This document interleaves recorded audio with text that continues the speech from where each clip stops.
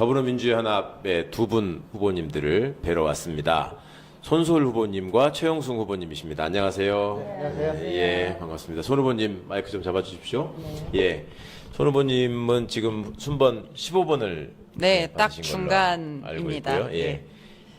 잘 아시는 것처럼 더불어민주연합은 이제 시민사회와 제 정파가 연합해서 이제 비례정당을 구성했는데요. 손 후보님은 진보당 네. 소속이시죠? 네. 예, 예. 진보당 출신이시라고 하는 게 지금은 맞겠죠? 예. 그렇죠, 그렇죠. 그 청년 정치인으로서 또 여성 정치인으로서 여러 가지 이제 상징성과 대표성을 가지시고 국회로 오시게 됐는데 지금 이제 이 자리에 오시기까지 어떤 길을 걸어오셨고 어떻게 이번 선거에 또 임하시게 되셨는지 잠깐 자기소개 좀 부탁드립니다. 네. 제가 이번 선거의 비례대표 후보로는 유일한 20대 29살입니다. 아직. 네. 만 나이로 하기 때문에 29살 여성 후보이고요. 이제 진보당에서 추천한 3명 후보 중에 그렇죠. 세 번째로 네. 15번에 배치가 되었습니다. 저는 진보 정당에서 정당 정치를 배우고 인재 영입과 다르게 정당 안에서 성장한 정치를 배운 그런 정치인이고요. 저는 이제 대학생 때부터 정당에 가입하신. 그쵸. 대학생 때부터 이제 정당 소속으로 활동도 했고 청년 대표도 했었고요. 네. 근데 이제 제가 정당 활동하기 전에는 그냥 대학생이었는데 13년도에 대학을 갔습니다. 네. 근데 그때가 박근혜 정부가 시작될 때, 예, 예. 네, 그때 새내기를 하면서 아이고, 이제 1학년 때는 국정원 대선 개입 의혹이 터지고 2학년 때는 세월호 세월호 참사가 터지고 3학년 때는 이제 국정교과서가 강행되는 국정화, 예, 역사교과서 그런 국정화. 일들을 보면서 이게 정치라는 게 정말 불의한 정권이 잡으면 이렇게까지 많은 것들을 망치기도 하는구나 라는 걸 많이 느꼈었고요. 또 2015년에는 이화여대 총학생 회장이었습니다. 네, 이제 다들 기억하실지 모르겠지만 그때 당시에 최경희 총장 네, 예. 그리고 이제 부정입학 관련한 거는 제 임기 다음 연도 다음에. 16년에 터졌는데 그 전에 무슨 대학원 뭐 설치 반대 이런 거 하셨었죠? 그쵸. 예, 그 예. 전부터 학교 내에서는 이제 구조조정 문제가 엄청 컸었고, 근데 그것에 뒤에 네. 정부와 이화여대의 이게 모종의 거래가 있었다라는 것이 이제 이후에 밝혀졌지만 저는 그 싸움을 계속 해왔었던 예, 거죠. 예.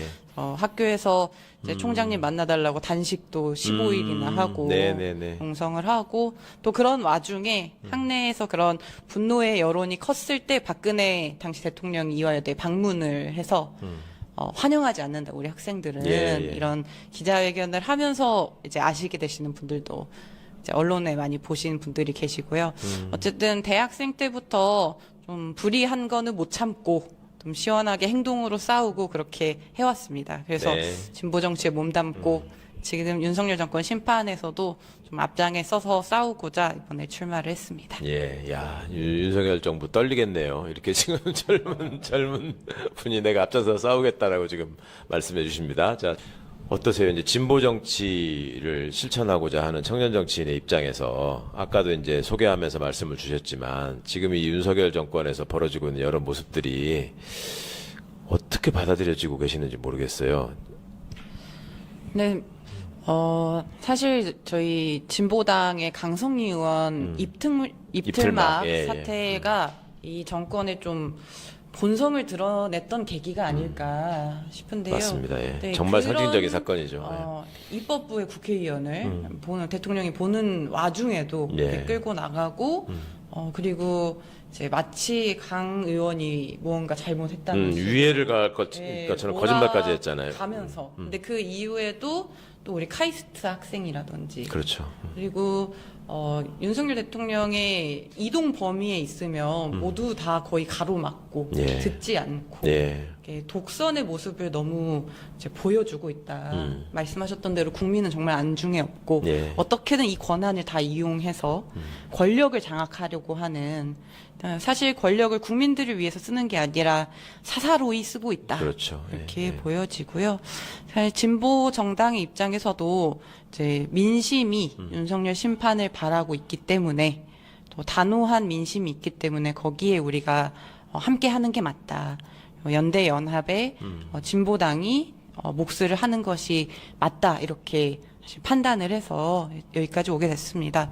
그래서 진보당에서는 이제 전국적으로 저도 원래 서울 서대문 각 지역구 출마를 준비를 하고 있었고, 예. 이제 전국적으로 80여 명의 후보가 뛰다가 60명은 용퇴를 하고 이제 단일화 경선을 하면서 이제 모든 지역에서 국민의힘과 야권이 1대1 구도가 되어야 된다. 그래서 사실 비례만 보는 것이 아니라 지역까지 전체적으로 진보당은 연대를 힘있게 좀 모아가고 있는 거거든요. 그래서 제가 대변인을 했었는데 진보당에서 네. 기자님들이 그랬어요. 어떻게 이런 일이 가능하냐 정당에서 후보님들의 반발은 없었냐 예. 이런 질문 많이 하셨는데 저희 전국의 진보당 후보님들 당원들도 다 윤석열 심판에 우리가 한마음 한뜻으로 싸우는 것이 정말 중요하고 특히 22대 국회는 2년 후엔 지방선거가 있고 네. 3년 후엔 대통령 선거가 예정이 되어 있기 때문에 이 22대 국회는 정말 정권 심판을 해내는 바로 결단력 있게 실행할 수 있는 게 정말 중요하고 그 과정을 지금 선거의 연합부터 해가고 있는 거라고 보거든요. 네. 그래서 민심이 바라는 대로 이 민주주의의 삼권 분립이 지켜지고 헌법이 위헌적인 행정 때문에 침해되는 게 아니라 헌법 그대로 정말 실행될 수 있게 하는 데에서 진보 정당의 좀 선명한 목소리를 함께 얹어가겠다 이런 결단으로 지금까지 왔습니다. 지금 진보당 후보분들이 지역에서 단일 후보로 나가시는 데가 두 군데인가요? 부산 연제구에 네, 부산 연제 이제 노정현 후보님과 울산 북구 윤종호 후보님 네. 이렇게 됐고요. 호남과 대구 경북은 이제 합의하는 그냥, 과정에서 이제 따로 이제 하기로 했기 때문에 예외 지역으로 그렇죠. 두기로 했기 때문에 이제 거기에 진보당 후보님들이 몇 분 더 계십니다. 그러니까 단일화 경선을 통해서 예. 후보가 되신 분들 두 그쵸. 분이 지금 영남 지역에서 활약하고 계시고 또 지지율도 뭐 당선이 충분히 가능하시게 나오고 있는 것 같아요.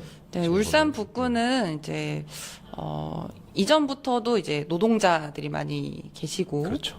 진보 정당에 대한 지지 이런 것들이 강했기 때문에 이제 그 마음을 모아가는 중이고요. 사실 부산 연제의 상황이 이변이다라고 할 많이 정도로 그렇게 생각하시죠. 예.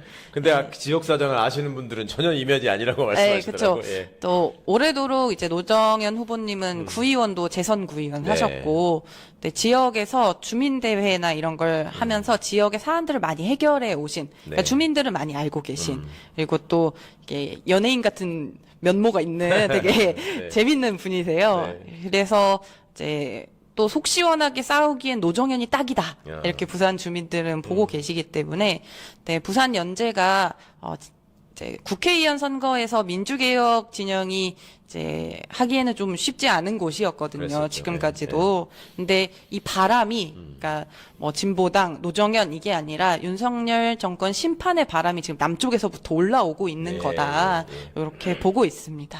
손 후보님, 지금 윤석열 정부가 출범 과정에서부터 소위 갈라치기, 세대별 갈라치기, 성별 갈라치기, 특히 여성에 대한 어떤 일방적인 매도 뭐 이런 것들을 가지고 집권을 했다라고 생각하는 분들이 있잖아요. 어찌 보면 그 피해자이자 대상자가 되신 셈인데 세대나 그렇죠. 성별에서 어떤 충고를 좀 이 세력들에게 해주고 싶으십니까? 지금 대학생들과 청년들을 만나보시길 좀 권해드리는데요. 이 갈라치기에 대한 대단한 피로감을 느끼고 있습니다. 그렇습니까? 지난 대선과 그 이후에 쭉 과정을 거쳐오면서 이 갈라치기를 정치적 이권을 위해서만 또 사용하고 나쁜 방식으로 정치를 몰아가고 진짜 해야 되는 일들은 하지 않는다는 거를 지금 대학생 청년들이 다 느꼈군요. 느끼고 있고 제가 최근에 만난 친구들도 갈라치기 자체가 너무 이제 피곤하고 혐오스럽다. 그리고 또 저희가 청년들을 이제 전세 사기 피해자분들의 맞죠. 호소나 이런 것들을 많이 봤잖아요. 최근에 이제 지난주에 이제 기사도 났는데 이태원 유가족 전세 사기 피해자 그 해병대 예비역, 예비교사 이 청년들이 대학가에 대자보를 붙였어요. 아, 예. 청년들이 투표를 하자. 투표를 이번에 나서서 네네. 청년들의 죽음을 이제는 끝내야 된다. 근데 그분 쓰신 분들이 다 윤석열 정부에서 예. 청년 세대들이 피해자인 사건들의 당사자이거나 유가족이시거든요. 그러네요. 네, 그러네요. 지난 2년 사이에 청년들의 죽음이 정말 많았습니다. 예. 그리고 그것을 당연히 국가가 해줘야 된다고 청년들은 생각하고 있는데 네. 아무것도 하지 않은 걸 본 것이죠. 그렇죠. 그래서 청년들도 정권 심판에 마음을 다 가지고 있다고 보고 있고요. 그래서 이제 선거 운동용 민생 토론회 말고 진짜 대학생 청년들 만나서 좀 이야기 들으셨으면 좋겠습니다. 예. 그 일각에서는 그런 얘기 하잖아요. 지금 이준석이라는 예. 정치인이 소위 청년, 특히 이제 젊은 남성들의 열망을 받아안고 저렇게 성장하고 있다. 근데 이제 그거를 객관적으로 지켜보시는 분들은 저런 정치 행태가 갖고 있는 위험성 이런 것들이 생각보다 심각할 수 있다. 이런 경고들을 하시잖아요. 네. 그 부분에 대해서는 어떤 생각을 갖고 계세요? 저는 이제 정치라는 거는 자신의 욕망으로만 해서는 절대 안 된다고 생각합니다. 특히 타인과 어떻게 함께 갈 것인지를 고민하고 네. 고려하고 더불어 같이 사는 삶을 만드는 것이 정치가 해야 될 본연의 목적이지 않습니까? 네. 그런데 그런 이기적인 욕망을 계속 부추기면서 그것이 마치 괜찮다. 그렇게 그게 타인을 공정하다고까지 주장하잖아요. 비방하는 네, 것이 네. 괜찮다라고 이야기하는 거는 정말 나쁜 정치의 전형이라고 생각하고요. 그런 정치는 퇴출되어야 되는 게 맞다고 봅니다. 그리고 지금 과정에서도 또 국민들이 평가하고 있다고 생각합니다. 벌써 마무리할 시간인데요. 두 분 후보님들께 이제 그 마지막 질문을 좀 드려야 될 것 같습니다. 손 후보님, 그 청년이라는 어떤 이제 세대로 구분하시는 분들도 있고 네.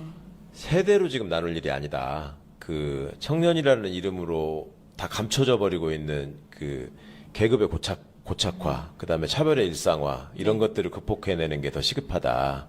이런 문제 제기에 공감하시는 편이죠. 그렇죠. 당연히 그렇게 진보 정당이 그 문제를 해결하는 데 앞장을 서야 될 것 같은데 네. 어떻게 보세요? 지금 한국 사회의 담론 지형이랄까 정치 지형이랄까 하는 것이 진보 정치가 그러니까 제대로 된 어떤 좌우의 날개로 대한민국이 날기 위해서는 진보 정치가 훨씬 더 성장해야 되는 부분들이 많이 있는데 그것을 위해서 네. 앞으로 어떤 역할을 하고 싶으시고 이제 정치인으로서 그 헤쳐가야 될 세월이 훨씬 더 많으니까 기성세대보다 그런 다짐들을 좀 소개해 주시는 마무리 말씀을 좀 해주셨으면 좋겠습니다. 지금 이제 청년 문제라고 하는 것이 어느 시대에나 젊은 사람이면 겪는 문제가 아니라고 생각해요. 예. 지금의 청년 세대들이 30대, 40대, 50대가 되어도 지금의 세대들이 겪을 수밖에 없는 문제들이 지금 산적해 있거든요. 그리고 수십 년 동안 해결하지 못했던 일들이 모두 다 뭉친 채로 청년 세대에게 폭탄처럼 떨어지고 있다. 뭐 지방 소멸 문제도 그렇고 그렇죠. 저출생 문제도 그렇고 그리고 기후 위기 이런 문제들은 제가 이제 청년이라고 말할 수 없게 되더라도 저희 세대들이 피할 수 없는 그러네요. 그런 네. 문제들이 있습니다. 그래서 결국엔 청년들에게만 무언가, 청년들을 대상으로만 하는 무언가의 정책이 아니라 이 사회의 근본적인 문제를 해결하는 게 지금 청년 세대의 문제를 푸는데 가장 핵심적인 것이다라고 보고 있고요. 이번에 그것을 하기 위해서 우리가 윤석열 정권의 심판도 있지만 그 너머의 세상을 꿈꾸고 그리는데 또 연합 정치가 너무나 소중하고 필요한 전략이라고 저희는 판단을 한 거고 개헌도 이야기를 하지 않습니까? 저는 한 번도 헌법이 바뀌는 걸 본 적이 없어요. 그러시네. 그렇죠. 87년 헌법이니까. 태어나고 나서 이 헌법인 상태로만 살아왔거든요. 그렇죠. 그래서 헌법이 바뀔 수 있다라는 상상도 사실 하기가 좀 어렵고, 근데 그 헌법이 지금처럼 다양화되고 온라인이나 이런 것도 바뀌어온 세상에 맞게 헌법도 바뀌어야 된다. 그렇죠. 그래서 이런 개헌까지 진보적인 정당의 입장에서 계속 좀 이제 개혁을 해 나갈 생각이고요. 그래서 저희 비례민주연합의 승리와 연합 정치가 헌정사 처음으로 시도된 것이 성공할 수 있다. 그래서 사실 국회 내에서의 연합뿐만 아니라 예. 이제 이후에 행정부에서도 여러 역할을 같이 해나가야 되는 것들이 있지 않습니까? 그래서 맨날 싸우는 정치만 한다고 하는데 협력과 연대의 정치가 어떻게 가능한지 우리 민주개혁 진보 세력이 좀 보여줄 때가 됐고 네. 그런 힘으로 윤석열 정권 심판과 그 이후의 나라 예. 개헌까지도 함께 이야기를 해 나가고 싶습니다. 예, 고맙습니다. 많은 분들이 인상 깊게 들으실 것 같고요. 아까 우리 손 후보님 말씀 중에 투표를 해서 청년들의 죽음을 막자, 더 이상 희생은 안 된다, 이런 말씀이 저한테는 굉장히 아프게 다가왔는데요. 최 후보님 어떠십니까? 저희 이제 기성세대 일원으로서 사실은 방금 이제 손 후보님 말씀하신 이게 청년들이 현재 안고 있는 과제가 단순히 청년 세대에 머물러서 지금 끝나는 문제가 아니라 앞으로의 미래에서도 계속 해결해야 될 과제로 남았다라는 말씀을 하시잖아요. 이 연합정치 또 우리 민주개혁 진보 진영의 앞으로의 숙제이기도 한데 그 과정에서 어떤 역할을 하고 싶으시고 또 그런 숙제를 해결하는 데 있어서 이번 총선이 어떤 중요한 의미를 갖고 있는지 좀 마무리 말씀을 주시면. 좀 전에 손솔 후보님께서 말씀하신 대로 이번에 이제 연합 정치의 이제 실험인데 지금까지는 저는 굉장히 이게 잘 되고 있다고 보고 예, 있습니다. 그렇죠. 지금 제가 현장을 돌아다녀 보니까요, 이게 언론에 나오는 거하고 너무 천양지차 차이가 많이 나거든요. 예. 언론에서는 뭐 이게 정말 아무것도 안 하는 것 같고 뭐 이렇게 아무것도 아닌 것 같고 한데 현장 가보면 이게 열기 엄청날 데가 없거든요. 저희 그리고 민주 진영에 대해서요. 예. 그래서 앞으로 이제 손솔 후보님께서 말씀하신 대로 이제 청년들이 뭐 저도 청년 과정을 겪었지만은 이제 자유롭게 이렇게 뭐 최소한 저는 청년들이 뭐 이렇게 안전도 안전이지만은 적어도 지금 의식주 특히나 이제 청년들이 지금 민달팽이 세대라고 얘기하고 있거든요. 예. 달팽이 이제 위에 지붕이 없는. 예. 그러니까 그런 세대들이 지금 이제 뭐 금융기관의 노예로 전락되고 있는데 이런 부분 그래서 정말 저희가 이제 청년들에 대해서 관심을 우리가 선거 이용하기 위해서 예. 청년 자꾸 이렇게 아니라 예. 진정으로 청년에게 이제 눈을 돌려야 된다 생각합니다. 예. 그래서 제가 만약에 이제 국회에 입성하게 된다면은 이제 그런 부분에 좀 더 유의해서 청년을 우리가 선거철에만 청년 할 게 아니라 선거 끝나고 나면 또 청년이 쏙 들어가 버렸거든요. 그래서 그렇죠. 그런 예. 부분을 계속 저는 이어가면서 이제 청년과 기성세대 간의 어떤 다리. 연결고리 역할 이런 걸 좀 하고 싶은 생각이 드네요. 예.